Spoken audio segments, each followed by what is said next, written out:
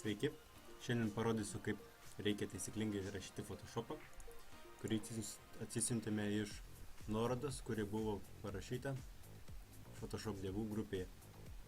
Pirmiausia, išjungiame internetą, einame kiek bitų jūsų kompiuteris, turbūt 64, po to be Photoshop, Setup, Run.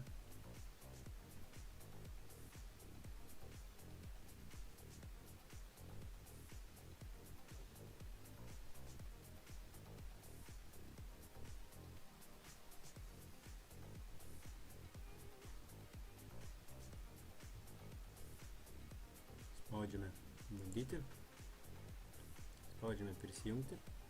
Išmės, kad negalite prisijungti, nes neturite interneto. Spaudžiame, kad vėliau prisijungsim. Sutinkame, pasirinkame, kur norite rašinėti, kalbą ir panašiai. Ir tada visokios nesąmonės. Spaudžiame install.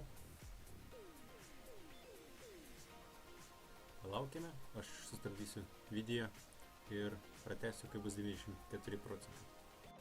Nu, gal ir ne 94 procentai, bet bent jau 90. Spaudžiame paleisti Photoshopą.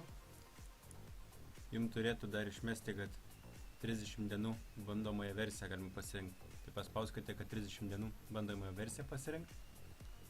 Ir tada jums iš karto paleis Photoshopą. Išeiname iš Photoshopo. Grįžtame vienu aplanku atgal. Einame į Crack.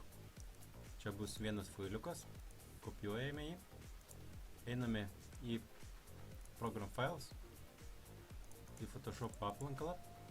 Ir čia iš karto įklijuojame tą vieną failą.